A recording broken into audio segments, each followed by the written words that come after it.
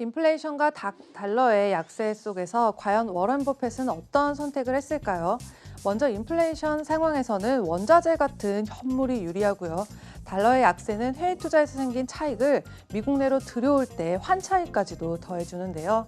최근 천연가스 인프라나 금 채굴업체에 투자하고 또 일본 종합상사를 인수한 워런 버핏의 행보와 그 의미에 대해서 알아보도록 하겠습니다. 네, 코로나19 이후 항공사와 은행 주식을 처분했던 버크셔 해서웨이는 어느 쪽으로 눈을 돌렸을까요? 네, 하나씩 짚고 넘어가 볼 텐데요. 먼저 에너지 부문입니다. 아시다시피 워런 버핏은 저평가된 우량주를 장기 투자하는 그런 철학을 가지고 있는데요. 천연가스 가격이 1995년 이래, 그러니까 25년 만에 최저 수준으로 떨어진 직후인 올해 7월 초 당시에 도미니언 에너지를 인수하게 됐습니다. 도미니언 에너지는 천연가스 외에도 풍력과 태양열을 이용해서 친환경 에너지를 생산하는 기업인데요. 오늘 장에서는 0.21% 상승한 80.9달러에 마감을 했고요. 당시 총 인수 금액은 97억 달러에 달했습니다.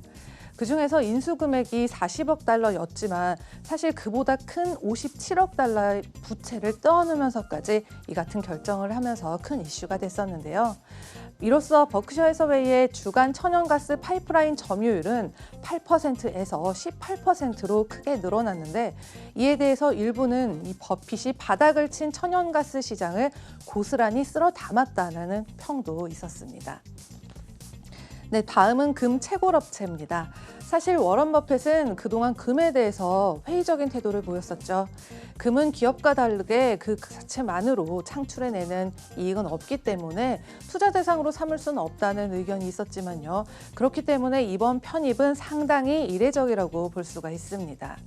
금은 달러의 약세와 중앙은행의 유동성 공급으로 인한 저금리, 그리고 정부의 부양책에 강세장이 돌입했고요. 각종 통화가 금 대비 사상 최저가로 하락한 상황인데요. 그는 8월 중순엔 이 베리골드의 주식을 5억 달러 이상 매수했고요. 또 이 베리골드는 오늘 장에서 전장 대비 0.2% 오른 29.99달러에 마감한 모습으로, 이러한 영향 때문에 당분간 이 금값이 급락하지는 않을 것이라는 기대감이 생겨났습니다. 네, 다음은 일본 종합상사 인수에 대한 이야기입니다.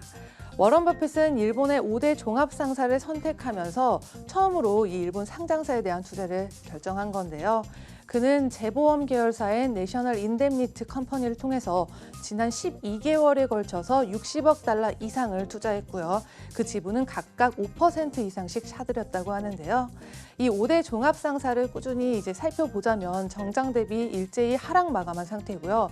먼저 미즈호 파이낸셜 그룹의 핵심 종합상사인 이토츠 상사가 있고요. 다음으로는 식료품, 소비재, 화학제품 등 다양한 영역의 무역 종합상사인 마루베니 상사가 있습니다. 또 미쓰비시 그룹의 종합상사인 미쓰비시 상사가 있고요. 일본 최초의 종합상사인 미쓰이 물산, 그리고 마지막으로 스미모토 그룹의 종합상사인 스미모토 상사가 있고요.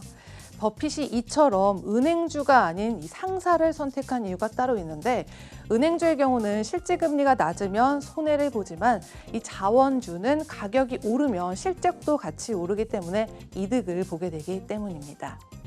그럼 어떤 경우에 이 원가 시장가가 상승 압력을 받게 될까요? 바로 거래와 생산 자금 조달 비용이 상승하면 상승 압력을 받게 되는데요.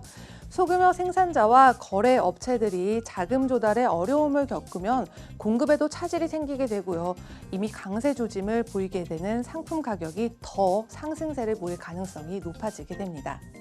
특히 올해 들어서 금과 은, 또 전기동, 곡물까지 여러 상품들의 가격이 오르게 됐는데요. 이제 본격적인 버핏 효과로 2011년 이후 가격대의 강세장을 목전에 두게 됐다고 볼 수 있겠습니다. 지금까지 글로벌 금융시장 심쿵 브리핑 펄스였습니다.